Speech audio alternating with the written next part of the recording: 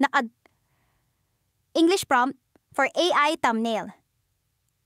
Create a cinematic, ultra-realistic YouTube thumbnail based on the story titled. Pinili niya ang lalaki na tumatanggap sa kanya, pero hindi ako. Left 50% of the frame, main character.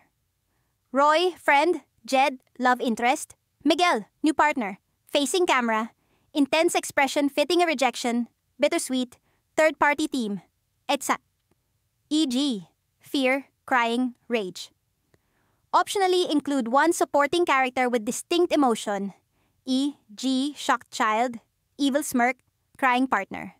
Write 50% of the frame. Solid dark background. E.g. black, charcoal, deep blue. As text panel. Overlay large, bold yellow story title. Pinili niya ang lalaki na tumatanggap sa kanya, pero hindi ako. Arranged in 3 to 5 lines, occupying full height for mobile readability. Lighting. Dramatic cinematic light, soft shadows, real fabric and skin textures, natural hair details. Depth. Shallow, with blurred background behind character to enhance realism. Bottom left corner, red circular badge with white bold text, full story. Style, hyper-realistic photography.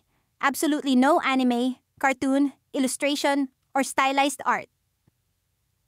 Part 1 na. Ang gabi ay tahimik, ngunit ang utak ko'y magulo. Nakatingin ako sa baso ng malamig na kape na kanina ko pa sinimulan, ngunit hindi ko maubos. Sa harap ko, si Jed, ang babaeng matagal ko nang minamahal. Nakatitig siya sa akin mula sa kabilang mesa sa isang maliit na kafe na palagi naming pinupuntahan. Pero ngayong gabi, iba ang kanyang aura. Parang may gustong sabihin na hindi niya maamin. Roy, bungad niya, habang pinaglalaruan ang maliit na kutsara sa kanyang tasa ng tsokolate. May sasabihin ako sa'yo. Tumango ako. Pilit na pinapakalma ang tibok ng puso ko.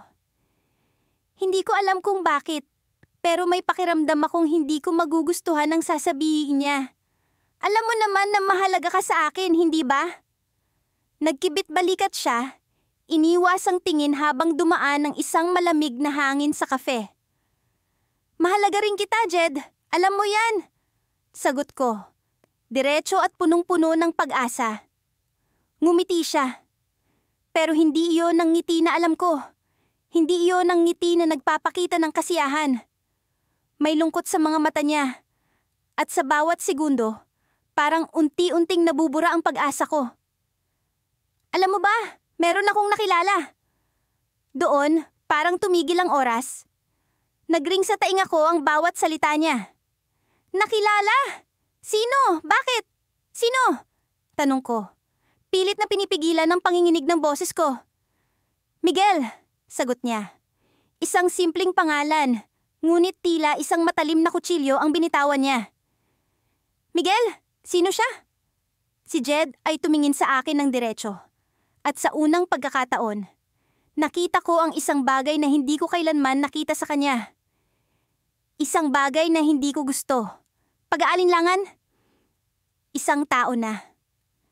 Naiintindihan ako, sagot niya ng dahan-dahan. Naiintindihan? Parang sinuntok ako sa sikmura. Hindi ba't ako ang laging nandyan para sa kanya? Ako ang laging nakikinig sa mga problema niya. Ako ang laging nagpapatawa sa kanya kapag malungkot siya. Ako ang laging tumatanggap sa kanya kahit anong mangyari. Jed, hindi ba ako naiintindihan? Tanong ko. Ang sakit ay halata na sa boses ko. Roy, naiintindihan mo ako, pero iba siya. Hindi ko maipaliwanag, pero parang mas madali ang lahat kapag kasama ko siya. Parang nabingi ako sa mga sinabi niya. Mas madali. Mas madali ang lahat. Paano? Sa lahat ng ginawa ko para sa kanya. Sa lahat ng sakripisyo ko. Sa lahat ng pinakita kong pagmamahal. Paano naging mas madali ang lahat sa ibang tao? Pero, mahal mo ba siya? Tanong ko. Kahit alam ko na ang sagot. Tumango si Jed. At doon ko naramdaman ang pinakamalaking sakit na hindi ko inakala. Hindi ko maipaliwanag. pero parang bumagsak ang buong mundo ko. Mahal mo siya, pero hindi mo ako mahal. Roy, mahal kita bilang kaibigan. Pero si Miguel... Tumigil siya, hinanap ang tamang salita. Siya ang pinili ng puso ko. Tumayo ako mula sa mesa. Ang mga kamay ko'y nanginginig. Hindi ko alam kung galit ba ito, lungkot, o simpleng kawalan ng pag-asa. Roy, hindi ko sinasadyang mangyari ito, pero ayoko nang lokohin ka. Ayokong magpanggap na may nararamdaman ako na wala naman talaga. At doon, naramdaman ko ang tunay na rejection. Ang masakit na katotohanan na kahit anong gawin mo, hindi ikaw ang pipiliin. Naglakad ako papalayo. Ngunit bago ako makalabas, narinig ko ang kanyang huling mga salita. Roy, sana maintindihan mo. Sana matanggap mo. Pinili niya ang lalaki na tumatanggap sa kanya. Pero hindi ako. Kahit pa sinabi ko sa sarili kong kalimutan na si Jed. Mahirap. Ang bawat galaw niya, ang bawat ngiti niya, ang bawat pagkakataong magkasama kami.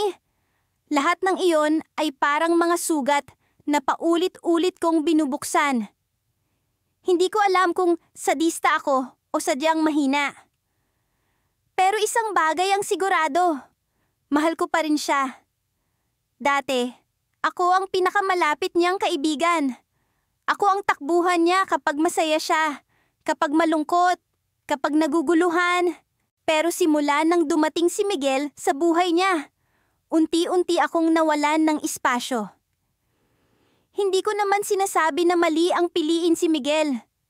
Sa totoo lang, mabait naman talaga siya. Maayos ang trabaho, palaging presentable. At higit sa lahat, tanggap na tanggap si Jed kahit ano pa ang kanyang nakaraan. Kung tutuusin, ideal si Miguel. Pero paano naman ako? Hindi ba't tanggap ko rin siya mula pa noon? Hindi ba't ako ang unang umunawa sa kanya noong panahong hindi pa niya kaya ang sarili niya? Minsan, nararamdaman ko na lang na parang hindi na ako mahalaga kay Jed. Ang sakit. Para akong isang librong nabasa, na niya ng pauli-ulit, kaya't isinantabi na lang at kinalimutan. Pero kahit ganon, hindi ko magawang itapon ang nararamdaman ko. Siguro nga, ako ang dahilan kung bakit patuloy akong nasasaktan. Isang gabi, habang nag-iisa ako sa kwarto, hindi ko mapigilang balikan ang mga alaala namin ni Jed. Ang unang beses na nagkakilala kami sa isang lokal na pagtitipon ng mga artist. Ang pagtulong ko sa kanya sa isang proyekto kahit kulang na ako sa oras. Ang pagtawa namin sa mga simpleng kalokohan. Ang mga gabing umiiyak siya sa harapan ko dahil pakiramdam niya wala siyang halaga. Ako ang laging nandyan. Ako ang laging pinipili niya. Pero bakit hindi ako ang pinili niya sa huli? Nagring ang telepono ko. Si Jed ang tumatawag. Agad akong sinagot iyon. Kahit pa nag-aalangan ako. Roy, pwede ba tayo magkita bukas? May sasabihin ako sa'yo. Ang sabi niya, halatang may bigat sa tono ng boses. Agad akong pumayag. Hindi ko alam kung ano ang sasabihin niya. Pero para bang may kung anong kaba ang bumalot sa dibdib ko. Positibo kaya ito? Negatibo? O simpleng pag-usap lang? Hindi ko na tinangkang hulaan. Basta ang mahalaga, magkikita kami. Kinabukasan, nagkita kami sa isang maliit na kafe sa sulok ng bayan. Dumating si Jed ng naka-black jacket. Mukhang pagod pero masaya. Hindi ko maiwasang mapansin ang simpleng ngiti niya, na tila may kahulugan na hindi ko maabot. Salamat sa pagpunta, Roy. Ang bungad niya habang umorder kami ng kape. Oo naman, Jed. Ano ba ang gusto mong pag-usapan? Tanong ko. Kahit paramdam ko ang mabilis na tibok ng puso ko. Nagtagal ang katahimikan. Halata sa mga mata niya na may gustong lumabas pero hindi niya alam kung paano sisimulan. Hanggang sa inilabas niya ang isang envelope mula sa bag niya. Nilagay niya ito sa gitna ng mesa at tumingin siya sa akin ng diretso. Basahin mo! Pero huwag dito. Basahin mo kapag mag-isa ka na, sabi niya. Naguluhan ako. Pero hindi ko siya pinilit na magpaliwanag. Kinuha ko ang envelope at isinilid sa bag ko. Nag-usap pa kami ng kaunti tungkol sa ibang bagay. Mga plano niya sa buhay, ang trabaho niya, si Miguel. Oo, si Miguel. Hindi ko alam kung bakit ang sakit-sakit pa rin marinig ang pangalan niya. Pagkalipas ng 1 oras, nagpaalam na siya. Niyakap niya ako. Isang mahigpit na yakap na nagtagal ng ilang segundo. Parang may gusto siyang iparating, pero hindi ko alam kung ano. Pagka-uwi ko, agad kong hinugot ang envelope mula sa bag. Ang pangalan ko ang nakasulat sa harapan. Malinis ang sulat kamay. Binuksan ko ito nang may halong kaba at excitement. Sa loob, may isang liham na nakasulat sa dilaw na papel. Ang unang linya pa lang, nanginig na ang mga kamay ko. Roy, unang-una, gusto kong sabihin na mahalaga ka sa akin. Hindi lang bilang kaibigan, kundi bilang isang tao na bumuo ng malaking bahagi ng buhay ko. Alam kong nasaktan kita. Alam kong hindi ko nasuklian ang nararamdaman mo. Pero gusto kong malaman mo na hindi ka kailanman naging pangalawa sa puso ko. Tumigil ako sa pagbabasa. Hindi ko alam kung kaya ko pang ituloy, pero pinilit ko ang sarili ko. Si Miguel ang pinili ko, oo. Pero hindi dahil mas mahal ko siya kaysa sayo. Pinili ko siya dahil alam kong hindi ko kayang ibigay sa'yo ang pagmamahal na karapat-dapat sa'yo. Masyado kang mabuti, Roy. Masyado kang perpekto para sa isang taong tulad ko. At alam kong darating ang araw. Makikita mo ang isang tao na magbibigay ng lahat ng iyon sa'yo. Huminga ako ng malalim. Hindi ko alam kung ano ang mararamdaman ko. Hanggang sa mabasa ko ang huling bahagi ng liham. May isang bagay akong kailangang aminin. Ang dahilan kung bakit kita gustong makausap kanina. Miguel proposed to me. At tinanggap ko. Parang naubos ang hangin sa kwarto. Hindi ko namalayan, pero tumulo ang luha ko. Tinanggap niya. Magpapakasal sila.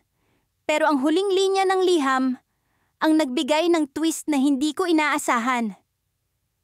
Ngunit bago ang lahat, kailangan mong malaman na ikaw ang unang taong pumasok sa isip ko nang sinabi niya ang mga salitang iyon. Ikaw ang dahilan kung bakit ako nag-alinlangan. Biglang bumigat ang papel sa mga kamay ko. Ang damdamin ko, hindi ko na maipaliwanag. Mahal niya ako pero hindi niya ako pinili. Mahal niya ako pero iba ang pinili niyang makasama. Paano mo haharapin ang ganitong klase ng katotohanan? Bahagi 3. Ang pagtanggap sa katotohanan.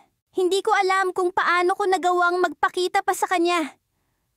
Sa bawat hakbang ko patungo sa coffee shop na madalas naming tambayan, parang may bigat sa dibdib ko na hindi ko maipaliwanag.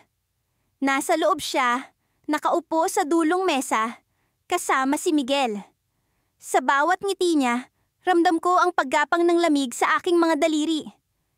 Napansin niya ako, ngumiti, at tinawag ang pangalan ko. Roy, dito ka sa amin! Sigaw ni Jed. Masigla ang boses niya, tulad ng dati. Pero bakit parang hindi ko kaya ngayon? Parang ang bawat hakbang ko papalapit sa kanila ay isang paalala na hindi na ako ang taong pinili niya. Umupo ako sa tabi nila. Pilit nang umingiti kahit hindi ko alam kung tama pa ba iyon. Si Miguel, ang bagong partner niya, ay magiliw na nakipagkamay sa akin. Ikaw pala si Roy, sabi ni Miguel. Tila may tono ng pagkilala sa boses niya. Ikaw ang madalas ikwento ni Jed. Sobrang close niyo pala. Napatingin ako kay Jed na halatang kinikilig sa tabi ni Miguel. Bakit ang sakit nito? Bakit ang hirap makita ang taong mahal mo? Mas masaya sa piling ng iba. Pero pilit kong ibinalik ang tingin kay Miguel at ngumiti ng mahina. Oo, matagal na kaming magkaibigan ni Jed. Sagot ko. Halos lahat ng kalokohan niya, ako ang saksi. Tumawa si Jed at sa bawat tunog ng halakhak niya, parang may pumipiga sa puso ko. Pero hindi ko pwedeng ipakita. Hindi ko pwedeng iparamdam na sa loob ng bawat biro at kwento, nasasaktan ako. Mahal ko siya, pero hindi niya ako pinili. At ngayon, nandito ako, nakaupo sa harapan ng lalaking pinili niya. Habang nag-uusap kami, napansin kong magkaibang tao si Jed kapag kasama si Miguel. Mas malaya, mas masaya.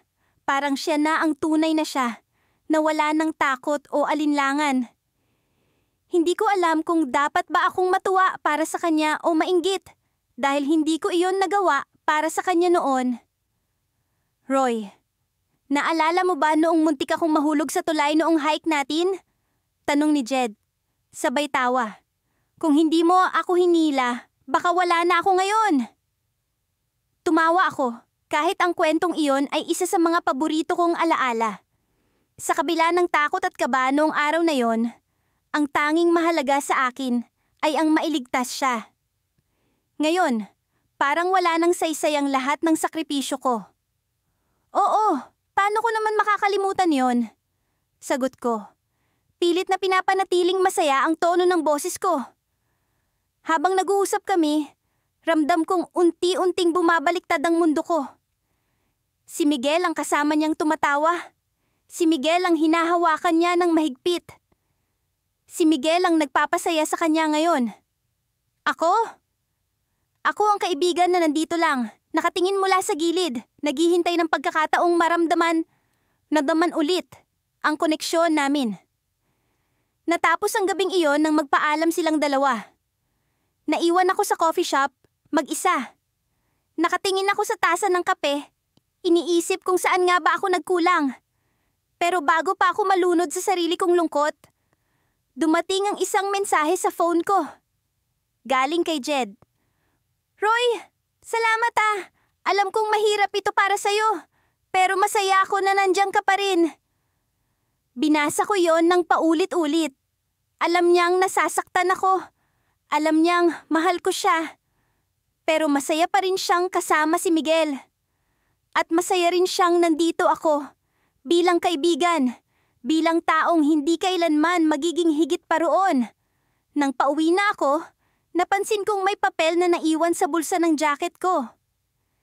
Hindi ko alam kung paano iyon napunta roon. Pero nang buksan ko, may sulat. Kilala ko ang handwriting ni Jed. Roy, alam kong may nararamdaman ka sa akin. Hindi ko ginusto na saktan ka. Pero alam kong hindi kita kayang mahalin sa paraang gusto mo. Hindi mo kasalanan. At hindi rin ito kasalanan ko. Pero gusto kong malaman mo. Mahal kita bilang kaibigan. Ikaw ang naging lakas ko noon. Sana maging lakas mo rin ako ngayon. Sa likod ng sulat, may isang pangungusap na tila bumaliktad ang lahat ng iniisip ko. Pero kung darating ang araw na hindi kami magtagal ni Miguel, may parte ng puso ko na maghihintay para sa'yo. Binalot ng tanong ang isipan ko.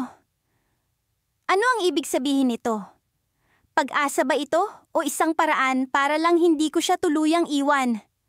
Sa kabila ng lahat, alam kong hindi ko kayang itapon ang papel na yon. Pero alam ko rin na hindi ko pwedeng umasa. Sa gabing iyon, natulog akong may bigat sa puso. Dahil kahit may sinabi siyang maghihintay siya, alam kong hindi iyon ngayon. At habang masaya siya sa piling ni Miguel, ang tanong na bumabag-ubag sa akin ay, hanggang kailan ako maghihintay? Sa dulo ng lahat, iniwan niya ako ng isang posibilidad, isang sugat na hindi ko alam kung kailan maghihilom.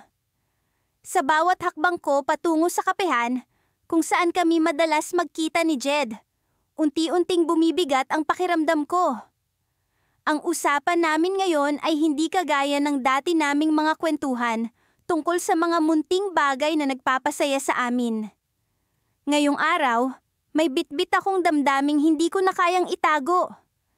Handa na akong sabihin ang matagal ko nang itinatago sa sarili ko, na mahal ko siya. Pagdating ko sa kapehan, nakita ko agad si Jed. Nakaupo siya sa paborito naming sulok, May hawak na tasa ng kape at tila malalim ang iniisip. Nang makita niya ako, ngumiti siya ng tipid. Ngunit may kakaibang lungkot sa kanyang mga mata. Umupo ako sa harap niya, tinanong kung kumusta siya, at sinubukang gawing magaan ang sitwasyon. Pero ramdam ko, may mabigat na usapan kaming pareho na gustong simulan. Roy, bungad niya matapos ang ilang minutong katahimikan. May gusto akong sabihin sa'yo. Sige Jed, ano yun? Sagot ko. Pilit na pinapakalma ang pintig ng aking dibdib. Alam ko na kung ano ang susunod niyang sasabihin. Palagi akong handa sa ganitong mga pagkakataon. Ngunit sa mga sandaling iyon, pakiramdam ko'y hindi ako handa. Hindi ko siya handang mawala. Hindi ko handang malaman na hindi ako ang pinili niya. Kahit pa alam kong hindi ako ang laman ng puso niya. Miguel, simula niya. At sa pagbanggit pa lang ng pangalan na yon, para bang may tumama sa akin na malamig na hangin. Nagdesisyon na ako. Gusto ko siyang makasama. Napatango ako, pilit na pinipigil ang luha. Masaya ako para sa'yo, Jed. Sabi ko, kahit na ang totoo'y nagngangalit ang lungkot sa loob ko. Si Miguel, siya ang makakapagpasaya sa'yo. Napabuntong hininga siya at hinawakan ng kamay ko. Alam kong hindi ito madali para sa'yo. Pero salamat sa pagiging nandyan. Sa pagiging kaibigan ko kahit na... Huwag na nating pag-usapan, Jed. Nandito lang ako. Putol ko. Pilit nang umingiti. Ayoko na sanang marinig ang mga susunod niyang sasabihin. Baka hindi ko nakayanin. Ngunit bago pa man matapos ang usapan namin, may biglang dumating na hindi ko inaasahan. Si Miguel, ang bagong partner ni Jed, ay lumapit sa amin na may dalang-dalawang tasa ng kape. Hawak-hawak niya ang isang maliit na kahon, tila may sorpresa para kay Jed. Napansin ko ang pagliwanag ng mukha ni Jed sa pagdating ni Miguel. At iyon ang saktong sandali na nagpatunay sa akin na hindi na ako bahagi ng kwento nila. Ngumiti si Miguel sa akin, tila hindi alintana ang nararamdaman ko. Roy, salamat sa pagpapasaya kay Jed. Alam kong malaki ang naitutulong mo sa kanya, sabi niya. At tila may bahid ng sinseridad sa kanyang mga mata. Napatango na lang ako. Hindi ko alam kung ano ang isasagot. Pero sa loob-loob ko, alam kong tama si Miguel. Ako ang naging daan para magtagpo sila ni Jed. Ako ang naging tulay, pero hindi ako ang hantungan. Habang nag-uusap sina Jed at Miguel, unti-unti akong bumitaw sa eksenang iyon. Pakiramdam ko'y isa akong estranghero sa sariling kwento. Hanggang sa may isang bagay na bumagabag sa akin. Isang lihim na hindi ko inaasahan. Habang nagkukwentuhan sila, may nabanggit si Miguel na tila nakapagpagising sa akin. Jed, hindi ko na kayang itago pa. Gusto kong malaman mo na. May isang pagkakataon na. Naputol ang kanyang sasabihin nang biglang tumunog ang telepono ni Jed. Tumingin siya sa akin at alam kong hindi pa tapos ang usapan naming tatlo. Tumayo ako, nagpaalam sa kanila at lumabas ng kapehan. Habang naglalakad ako pa uwi, patuloy na umuugong sa isip ko ang huling sinabi ni Miguel. Ano ang gusto niyang sabihin kay Jed? At bakit tila may liwanag sa kanyang mga mata na hindi ko maintindihan? Isang bagay ang sigurado ako. Hindi pa tapos ang kwento namin. May lihim na nagkukubli sa likod ng mga ngiti at masayang usapan. At sa pagkakataong ito, hindi ko na alam kung saan ako lulugar. Sa gitna ng lahat ng ito, isang bagay ang malinaw. Ang kwento namin ni Jed ay may natitira pang kabanata. Hindi ko alam kung ano ang naghihintay sa dulo, pero sigurado akong hindi pa ito ang wakas. Ang mga araw na lumipas ay tila isang malungkot na kanta na paulit-ulit na pinapatugtog sa aking isipan. Hindi ko maialis ang alaala ng gabing iyon sa aking isip. Ang gabing pinili ni Jed si Miguel kaysa sa akin. Si Miguel na, sa kabila ng lahat, ay isang mabuting tao. Ngunit hindi ko pa rin maiwasang makaramdam ng kirot tuwing naiisip ko sila. Si Roy, ang aking matalik na kaibigan, ang naging sandalan ko sa mga oras ng kalungkutan. Madalas kaming nagkikita para sa kape. At sa bawat pagkakataon, sinusubukan niyang iangat ang aking kalooban. Alam mo, Jed is just one person. Sabi niya minsan, habang nakatingin kami sa mga taong naglalakad sa parke. Hindi ibig sabihin na hindi ka niya pinili. Hindi ka na mahalaga. Ngunit, ang mga salitang iyon ay tila walang bisa. Sa kabila ng lahat ng pagsisikap ni Roy, hindi ko pa rin maiwasang maramdaman na hindi ako sapat. Ano ba ang meron? Si Miguel na wala ako? Wala naman akong mahanap na sagot. Isang araw, habang naglalakad ako pa uwi mula sa trabaho, nakita ko sina Jed at Miguel sa isang maliit na cafe. Mukhang masaya sila, nagtatawanan habang nag-uusap. Para bang wala ng ibang tao sa mundo, kundi silang dalawa. Pilit kong pinigilan ng sarili kong lumapit, ngunit tila nagwagi ang aking mga paa. Muli akong bumalik sa kalsada, pilit na iniiwas ang aking mga mata mula sa kanila. Roy, hindi ko na kaya. Sabi ko sa kanya kinagabihan, habang umiinom kami ng alak sa kanyang apartment. Bakit kailangan ko pang makita sila? Maybe it's the universe telling you something? Sagot ni Roy, habang nagbubuhos ng alak sa aming baso. Maybe it's time to move on. Move on? Paano? Tanong ko, na para bang may halong galit at kawalan ng pag-asa. Pero may bago siyang sinabi na nagpatigil sa akin. Alam mo, may narinig akong rumor, sabi ni Roy, habang nakatingin sa akin na may seryosong ekspresyon. May nagsasabi na si Miguel ay hindi ganoon kaseryoso kay Jed. Hindi seryoso? Tanong ko, hindi makapaniwala. Oo, sagot niya. May narinig akong nagpaplano raw si Miguel na lumipat ng ibang bansa para sa trabaho at hindi niya sinabihan si Jed. Biglang bumilis ang tibok ng puso ko. Kung totoo man ang sinabi ni Roy, ano ang magiging kahulugan nito para kay Jed? At bakit hindi niya alam? Isang gabi, nagpunta ako sa bahay ni Jed. Hindi ko alam kung ano ang nagtulak sa akin, pero naramdaman kung kailangan ko siyang kausapin. Pagdating ko doon, nakita kong bukas ang ilaw sa sala. Kumatok ako, at ilang saglit pa'y binuksan ni Jed ang pinto. Ikaw! Sabi niya, halatang nagulat. Anong ginagawa mo dito? Kailangan kitang makausap. Sagot ko, pilit na kinakalma ang sarili. May kailangan kang malaman. Nag-aalangan man, pinapasok niya ako. Naupo kami sa sofa at halata kong nagtataka siya sa aking sinasabi. May narinig ako tungkol kay Miguel. Simula ko at nakita kong nag-iba ang ekspresyon ng kanyang mukha. Sinasabi nilang may plano siyang umalis at hindi mo raw alam. Nakita kong nagulat siya at tila hindi makapaniwala. Anong sinasabi mo? Roy heard it from someone reliable. Paliwanag ko. Jed, mahalaga ka sa akin at ayokong makita kang masaktan. Tahimik siyang nag-isip at naisip kong baka hindi siya maniwala sa akin. Ngunit sa halip na magalit o magduda, tumayo siya at pumasok sa kanyang kwarto. Iniwan akong nag-iisa sa sala. Makalipas ang ilang minuto, bumalik siya na may hawak na cellphone. Kailangan kong malaman ang totoo, sabi niya habang nagdadayal.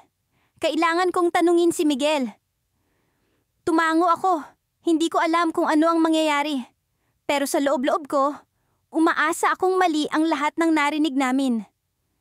Habang hinihintay namin ang sagot mula kay Miguel, naramdaman kong bumigat ang aking dibdib. Sa sandaling ito, kahit paano, naisip kong baka may pag-asa pa. Pero sa kabila ng lahat, alam kong anumang oras ay maaaring mabago ang lahat. At nang marinig ko ang boses ni Miguel sa kabilang linya, biglang may kumatok sa pintuan. Pareho kaming nagulat ni Jed at tumayo siya upang buksan ito. Sa likod ng pinto ay naroon si Roy.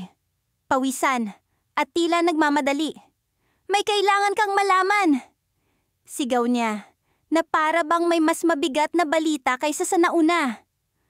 At doon ko natapos ang gabing iyon na may mas maraming tanong kaysa sagot.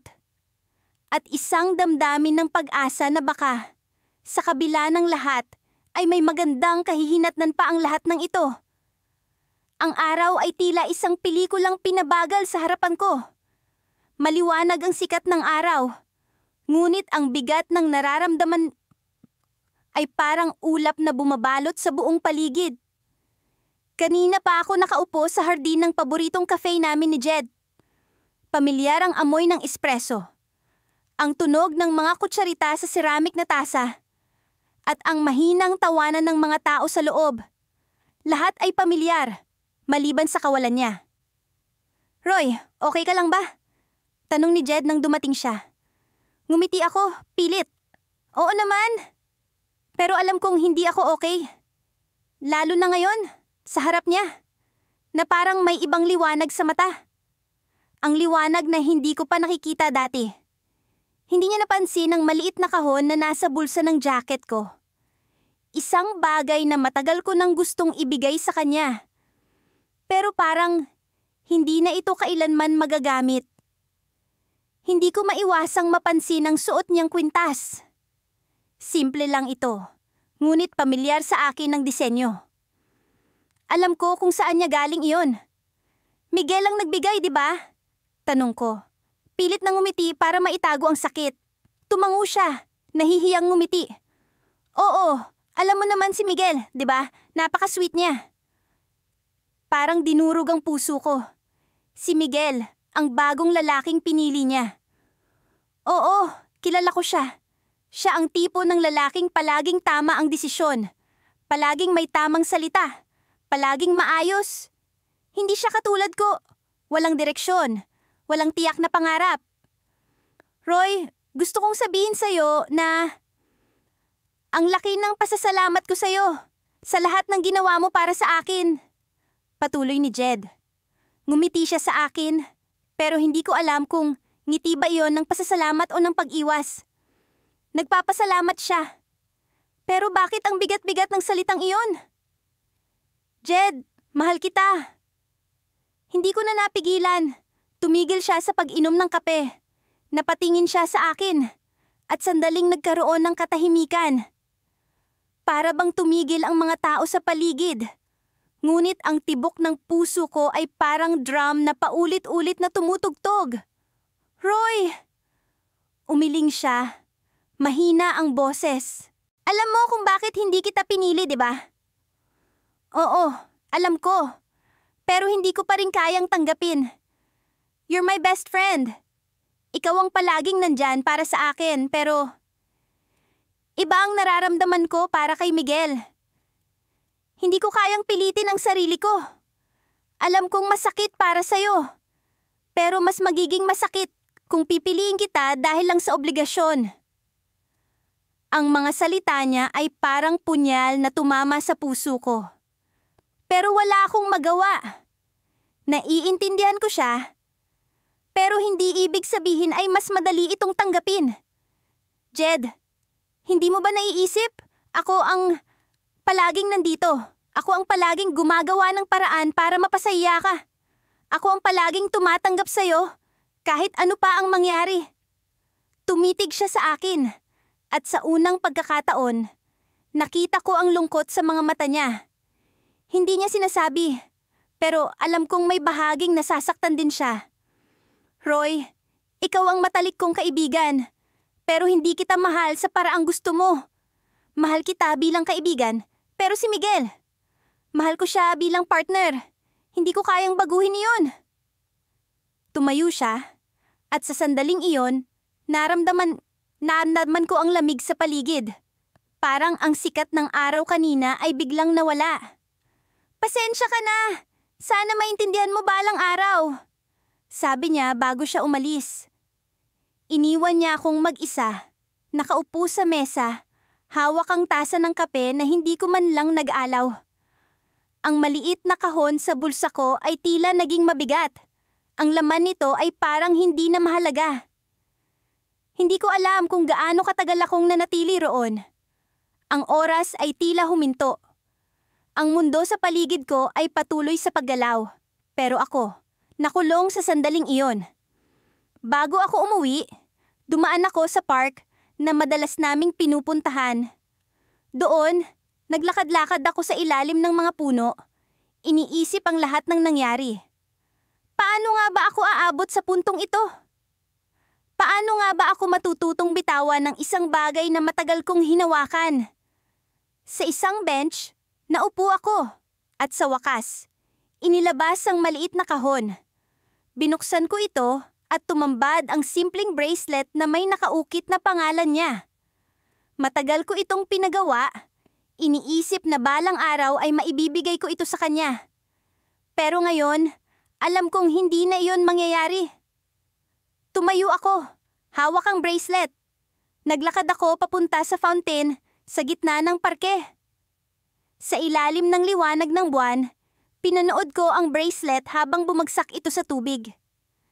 Kasabay nito, ibinulong ko ang pangako sa sarili ko. Jed, hindi man ikaw ang pipili sa akin, pero pipiliin kong palayain ka, kahit masakit. Akala ko yun na ang huling bahagi ng kwento ko. Pero bago ako makaalis, biglang may tumawag sa akin. Isang boses na pamilyar, ngunit hindi ko inaasahan. Roy! Paglingon ko, si Miguel ang tumatakbo palapit. May hawak siyang isang papel, mukhang sulat. Bakit? Tanong ko, gulat sa presensya niya. Hindi siya sumagot agad. Inabot niya sa akin ang papel at sa sandaling binasa ko ito, tumigil ang mundo ko. Ang sulat ay galing kay Jed at ang nilalaman nito ay hindi ko kailanman inaasahan. Ang mga alaala ay tila isang pelikulang paulit-ulit na tumatakbo sa aking isipan. Bawat eksena ay may kasamang sakit na hindi maipaliwanag. Ako si Roy, at sa kabila ng lahat, ako pa rin ang dumadanas ng pagkalugmok sa pagkatalo sa larangan ng pag-ibig. Unang dumating sa buhay ko si Jed, ang taong akala ko ay magiging katuwang ko sa lahat ng bagay. Isa siyang ilaw sa madilim kong mundo. Isang kaibigan na nagbigay ng kulay sa bawat araw ng aking buhay. Sa bawat tawa, sa bawat yakap, nararamdaman ang init ng kanyang presensya. Ngunit sa kabila ng lahat ng iyon, nanatili akong nasa gilid. Isang kaibigan na umaasa sa higit pa. Sa kanyang mga mata, naramdaman ko ang kanyang pagtanaw sa akin bilang isang kaibigan lamang. Hindi ko maipaliwanag kung bakit ako patuloy na umasa, kahit na alam kong hindi ako ang kanyang pinili. Ang sakit ng hindi pagiging sapat ay unti-unting lumalamon sa akin. At ang pagkakaibigan namin ay naging isang komplikadong emosyong hindi ko maiwasang isipin. Lahat ay nagbago nang dumating si Miguel. Sa kanyang presensya, nakita ko ang kislap sa mga mata ni Jed na hindi ko kailanman nakita sa tuwing magkasama kami. Si Miguel, isang taong tila perpekto sa lahat ng aspeto. Ang kanyang malumanay na boses at mapagkalingang kilos ay agad na nakakuha ng atensyon ni Jed at naramdaman kong unti-unti akong nawawala sa eksena. Sa tuwing sila ay magkasama, nararamdaman ko ang kirot ng pag-iisa. Ang kanilang mga tawanan ay tila mga kutsilyo na tumutusok sa aking puso. Bawat halakhak ay nagiiwan ng malalim na sugat. Hindi ko maipaliwanag ang sakit ng pagtanggap na hindi ako ang pinili. Na may ibang taong mas karapat-dapat na magbigay ng kaligayahan kay Jed. Sinubukan kong maging masaya para sa kanila. Sa kabila ng lahat, gusto kong makitang masaya si Jed. Kahit na ang kanyang kasiyahan ay hindi na nagmumula sa akin. Ngunit bawat ngiti niya na para kay Miguel ay nagdadala ng kirot na hindi maalis sa aking puso. Natutunan kong tumawa sa harap nila. Kahit na sa loob ay unti-unti akong nawawasak. Minsan, sa kalagitnaan ng gabi, nagpasya akong maglakad-lakad sa labas upang mapawi ang bigat ng damdamin. Ang malamig na hangin ay tila yakap na nagbibigay kaalaman sa akin na kailangan kong magpatuloy. Sa paglalakad ko, napansin ko ang dalawang pamilyar na silweta sa may park. Si Jed at si Miguel. Magkahawak kamay. Tila walang ibang mundo, kundi ang isa't isa. Naramdaman ko ang matinding kirot.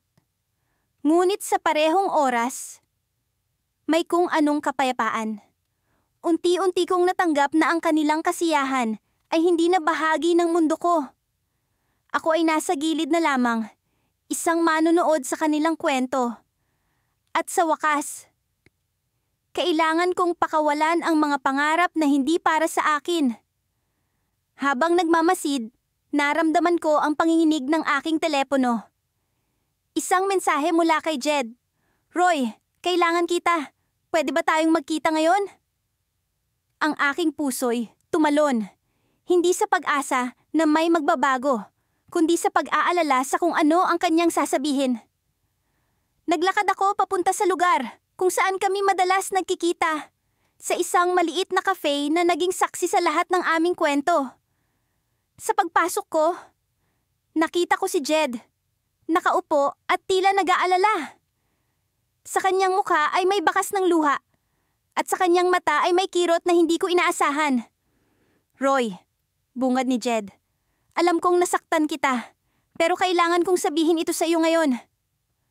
Tumigil ang mundo ko sa mga sandaling iyon. Sa wakas, makikita ko kung ano ang nasa likod ng kanyang mga mata.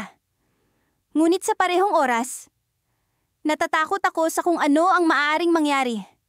Ang kanyang mga salita ay tila isang susi sa lihim na matagal kong hinahanap. Si Miguel.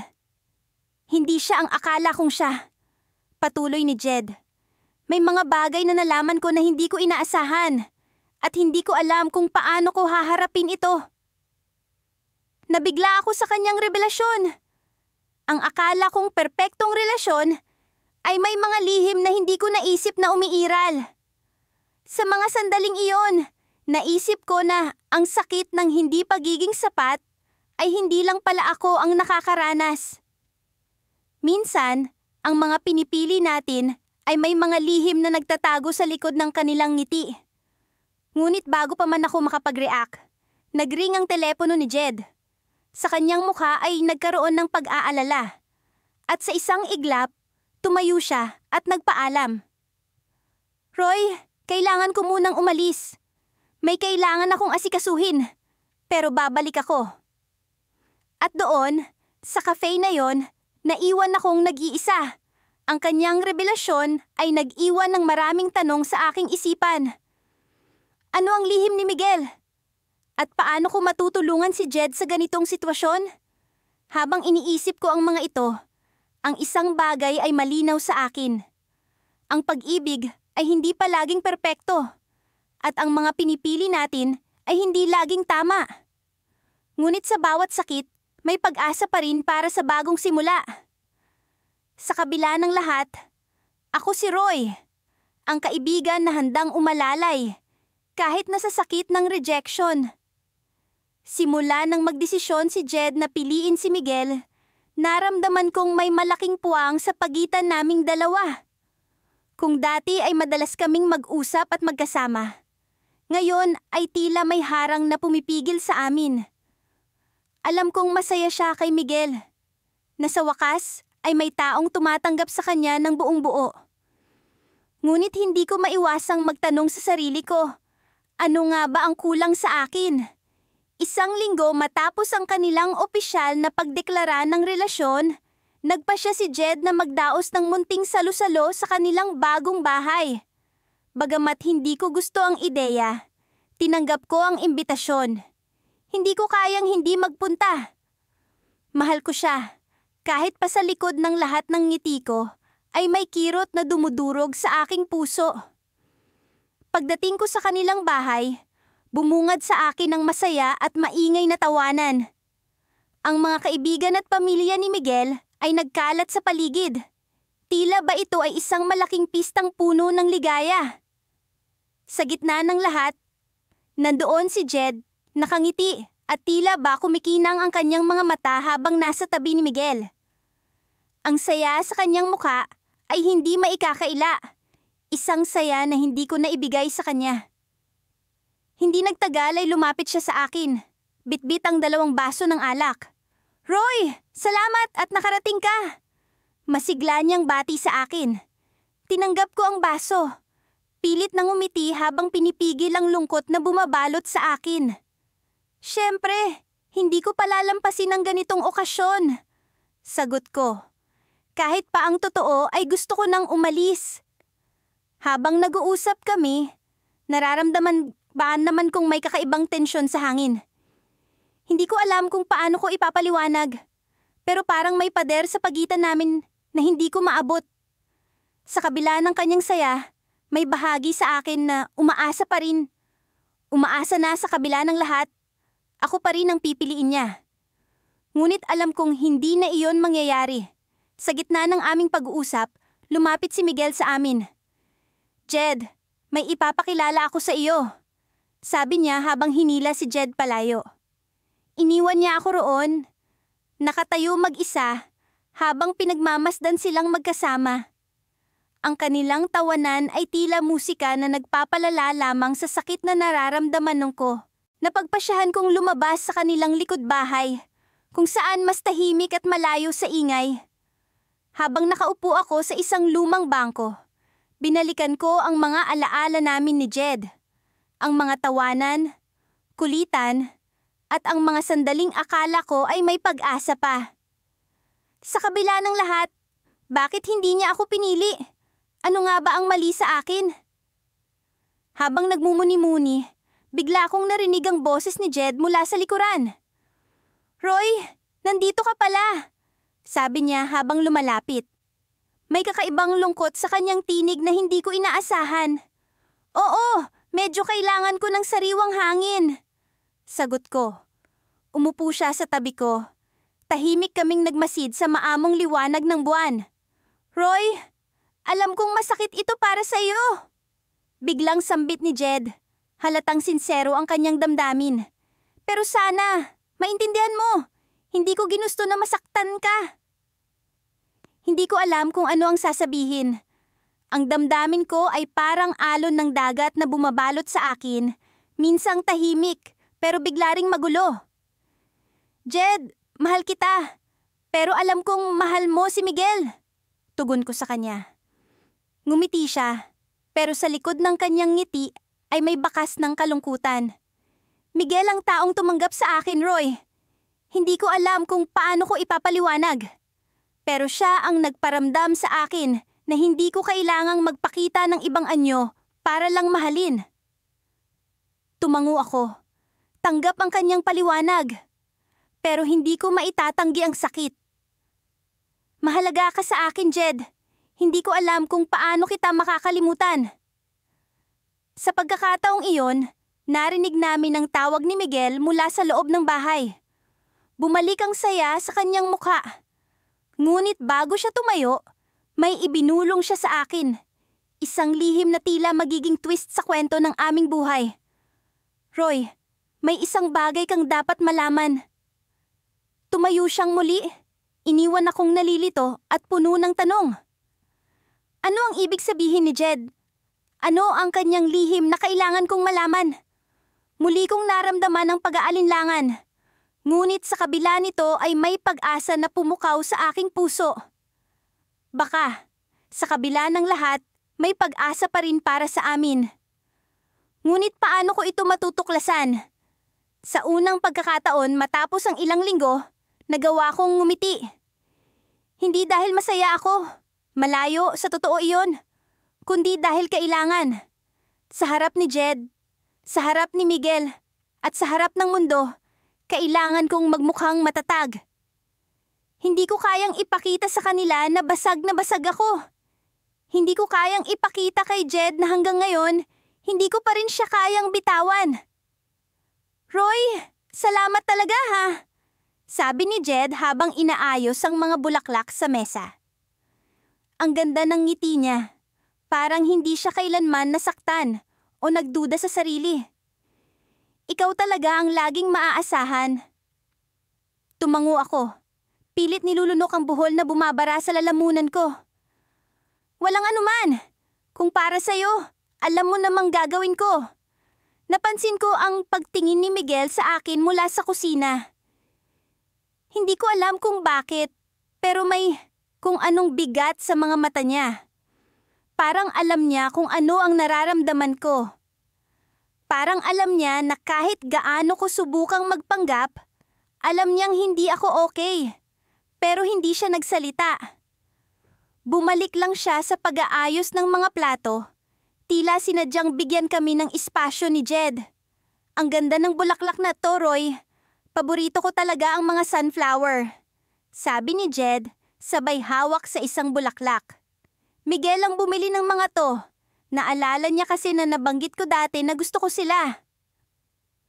Binigyan ko siya ng isang pilit na ngiti. Magaling si Miguel. Mukhang talagang mahal ka niya. Tumawa si Jed. At sa bawat halakhak niya, parang may pako na tumutusok sa puso ko. Oo nga eh, hindi ko alam kung paano ako naging sobrang swerte. Alam mo ba, Roy? Sa kanya ako naramdaman na tanggap ako. Kahit ano pa ang mga kahinaan ko. Hindi niya ako hinusgahan.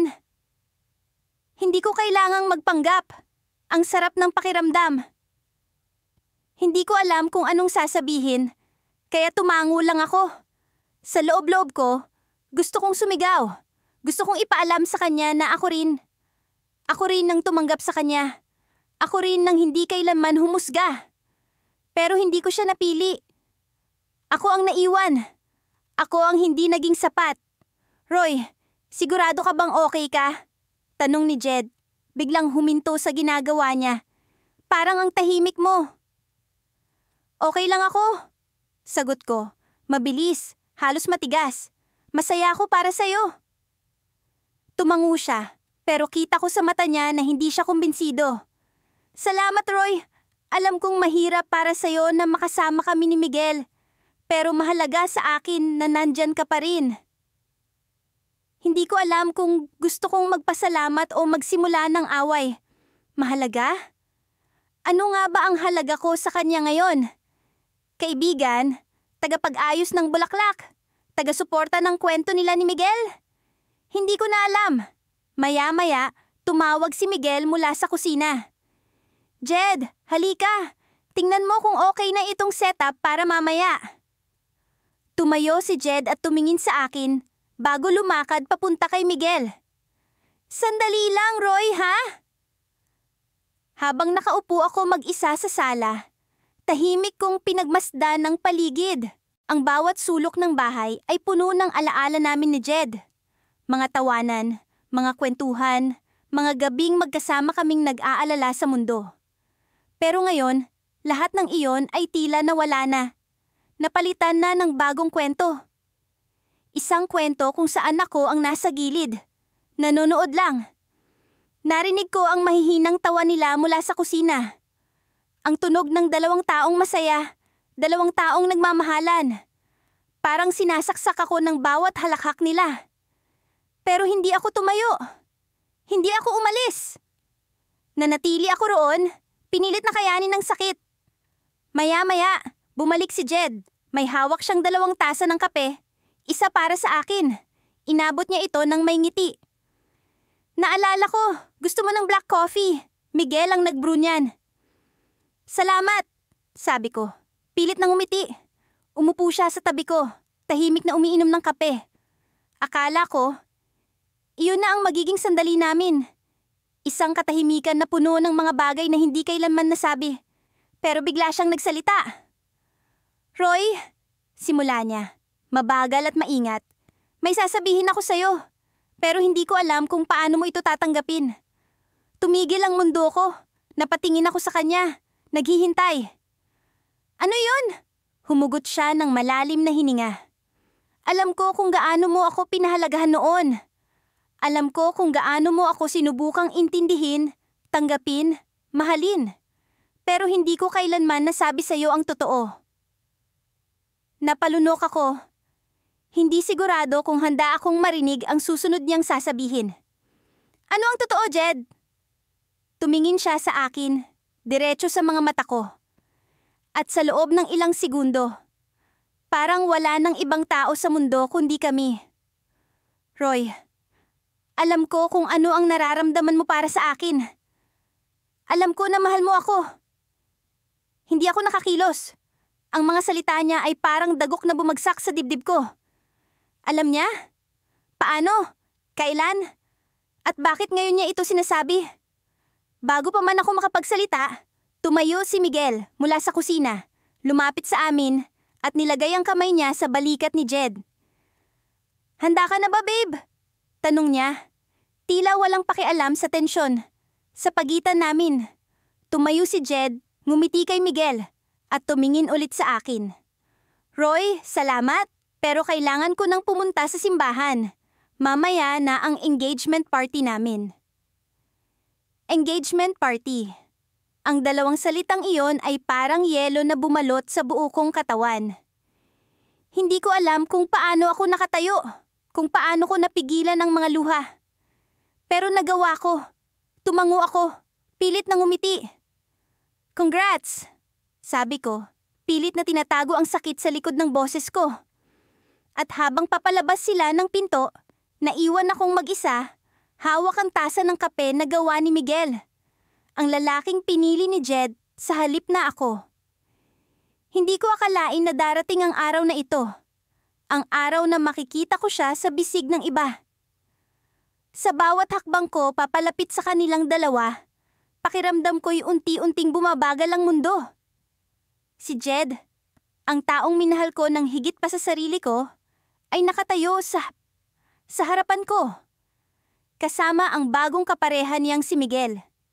Tila ba, may kung anong puwersa ang pumipigil sa akin na lumapit. Ngunit alam kong ito ang sandaling kailangan kong harapin. Roy! Masiglang bati ni Jed nang makita ako. Naramdaman ko ang pag-init ng pisngi ko. Hindi dahil sa tuwa, kundi dahil sa bigat ng sitwasyon. Jed! Sagot ko. Pilit nang umiti kahit na ang puso ko'y tila nagdurugo. Miguel. Binalingan ko si Miguel na nakangiti rin. May kislap sa kanyang mga mata na tila ba alam niya ang buong kwento. Roy, gusto kong ipakilala sa iyo si Miguel. Wika ni Jed. Miguel, ito si Roy, ang matalik kong kaibigan. May kung anong kirot sa puso ko sa bawat salitang binibitawan ni Jed. Kaibigan, isang salitang tila ba nagtatakda ng hangganan na hindi ko kailanman malalampasan. Magandang gabi, Roy. Ani Miguel, sabay abot ng kamay. Pormal ang kanyang tono. Ngunit may kung anong init sa kanyang pagkatao na tila ba siya'y likas na mapagbukas loob. Gabi, sagot ko. Tinanggap ang kanyang kamay. May kung anong kapayapaan sa kanyang presensya, na para bang wala akong dapat ipag-alala. Ngunit sa kabila nito, alam kong hindi ito ang nararamdaman ko. Habang nag-uusap kami, hindi ko maiwasang mapansin ang paraan ng pagtingin ni Miguel kay Jed. May pag-aalaga at pag-unawa sa kanyang mga mata na tila ba natutunaw ang lahat ng agam-agam ni Jed. Kung paano siya ngumiti, kung paano niya hawakan ang kamay ni Jed. Lahat ng ito'y patunay na may bagay silang naiintindihan na hindi ko kailanman maipapahayag. Alam mo, Roy, sabi ni Jed, na tila ba may kung anong kasiyahang hindi maitagong kumikinang sa kanyang mukha. Si Miguel ay talagang naiintindihan ako. Hindi niya ako hinuhusgahan sa mga pagkakamali ko at lagi siyang nandyan para sa akin. Parang tinusok ako ng karayom sa aking narinig.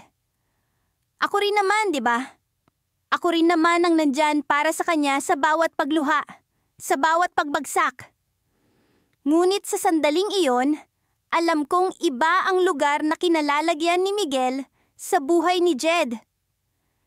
Masaya ako para sa inyo, sabi ko. Pilit na pinipigil ang pag-alon ng damdamin. Alam kong kailangan kong maging matatag. Kahit na sa loob-loob ko'y gustong-gusto ko nang umiyak. Nagpatuloy ang usapan. Ngunit sa bawat saglit na lumilipas, lalo akong nawawala sa sarili kong mundo. Hindi ko maiwasang isipin kung ano ang nagkulang sa akin, kung bakit hindi ako ang pinili ni Jed. Ngunit sa kabila ng lahat, alam kong kailangan kong irespeto ang desisyon niya. Habang naglalakad kami pauwi, naiwan ko ang mga katanungan at hinanakit sa likod. Sa halip, pinili kong ituon ng pansin sa kung ano ang totoong mahalaga, ang kaligayahan ni Jed. Hindi man ako ang taong nagpapasaya sa kanya ngayon. Alam kong sapat na ang makitang masaya siya. Ngunit habang papalapit na kami sa isang kanto, biglang huminto si Jed at binalingan ako. "Roy," sabi niya, "may kung anong alalahanin sa kanyang tinig. Alam kong hindi ito madali para sa iyo." Hindi ko alam kung paano sasagutin ang kanyang sinabi. Kaya tumango na lang ako, iniiwas ang tingin sa kanya. "Okay lang ako, Jed." Ngunit sa ilalim ng malamlam na ilaw ng kalsada, nakita ko ang isang anino na hindi ko inaasahan, si Miguel. Ngunit hindi siya nag-iisa. May kasama siyang ibang lalaki. At tila ba, may kung anong tensyon sa pagitan nila. "Miguel?"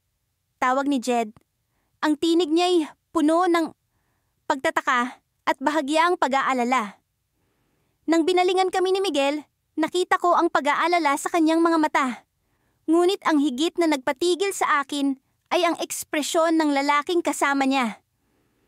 Parang may kung anong lihim na nakatago sa mga mata nito. Isang lihim na tila ba nagbabanta sa katahimikan ni Jed. Sa sandaling iyon, biglang bumilis ang tibok ng puso ko. Alam kong may kung anong hindi tama. Isang bagay na magbabago sa takbo ng kwento namin ni Jed.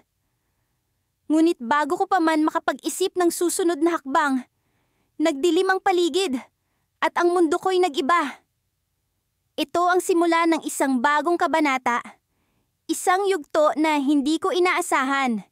Isang twist na magtutulak sa akin para muling pag-isipan ang lahat ng alam ko tungkol kay Jed, kay Miguel, at sa pag-ibig na minsang naging bahagi ng buhay ko.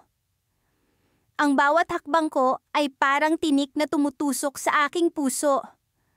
Ang mga yapak ko papunta sa kafe kung saan kami nagkasundong magkita ay mabigat, punong-puno ng alinlangan. May bahagi sa akin na gustong umatras, gustong umiwas, ngunit ang kuryosidad at ang panghihinayang ay mas malakas kaysa sa takot. Gusto kong malaman ang sagot kung bakit siya pinili ang iba, kung bakit hindi ako. Si Jed ang unang tao na nagturo sa akin kung paano umibig. Hindi ko naisip na ang isang simpleng pagkakaibigan ay hahantong sa mas malalim na damdamin. Pero sa bawat ngiti niya, sa bawat tawa, sa bawat kwento namin, naramdaman kong unti-unti akong nahuhulog. At sa oras na handa na akong aminin ng lahat, saka ko nalaman na may iba na siyang pinili. Si Miguel. Hindi ako. Nakita ko siya sa malayo, nakaupo sa paborito naming mesa sa kafe. Nakasuot siya ng simpleng polo shirt at jeans, ngunit tila ba ang liwanag ng buong lugar ay nasa kanya. Ganoon siya. Palaging may aura na tila ba natural siyang bida sa kahit anong kwento. Pulang-pula ang kanyang mga pisngi. Parang may magandang nangyari bago ako dumating. Huminga ako ng malalim bago tuluyang lumapit. "Jed," tawag ko. Pilit pinapanatili ang kalmadong tono ng boses ko. Ngumiti siya sa akin, pero hindi ko na nakita ang dating init sa kanyang mga mata.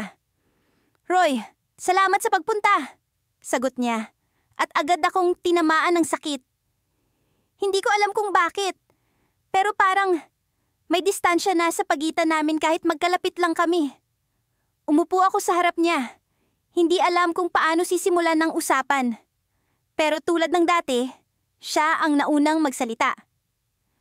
"Alam kong mahirap ito para sa'yo," sabi niya, "pero gusto kong maging tapat sa lahat ng nangyari." Tumango ako, kahit ang puso ko ay parang pinipiga. "Sige Jed, sabihin mo." Nilapag niya ang tasa ng kape sa mesa. Miguel, Miguel ang pinili ko dahil siya ang taong tumulong sa akin na makita ang sarili ko sa paraang hindi ko kailanman nakita noon. Pinilit kong huwag magpakita ng kahit anong reaksyon, pero alam kong ang sakit ay nasa mga mata ko. Anong ibig mong sabihin? Tanong ko, kahit alam ko na ang sagot. Roy, ikaw. Ikaw palaging nandyan para sa akin. Palaging ikaw ang nagtatakip sa mga kahinaan ko. Palaging ikaw ang nagpaparamdam sa akin na okay lang kahit hindi ako perpekto. Pero si Miguel, siya ang nagturo sa akin kung paano tanggapin ang sarili ko. Kung paano mahalin ang lahat ng aspeto ng pagkatao ko. Kahit ang mga bahaging hindi ko gusto. Masakit! Masakit na marinig iyon. Pero hindi ako nagbigay ng kahit anong senyales na sugatan ako. Nakakatulong ba siya sa'yo? Tanong ko. Pilit pinapanatili ang normal kong tono. Tumango siya. At sa unang pagkakataon, nakita ko ang isang ngiti na hindi ko kailanman nakita noon. Isang ngiti na punong-puno ng kapayapaan. Oo, Roy, nakakatulong siya sa akin. At doon ko naalala ang lahat ng ginawa ko para sa kanya. Ang mga gabing pinakinggan ko ang kanyang mga hinaing. Ang mga araw na sinamahan ko siyang maghanap ng sagot sa mga tanong na hindi niya kayang sagutin mag-isa. Ang mga sandaling pinili kong unahin siya kaysa sa sarili ko. At sa huli, hindi pala yun sapat. Masaya ako para sa'yo, Jed, sabi ko. Kahit ang bawat salita ay parang lason sa aking bibig.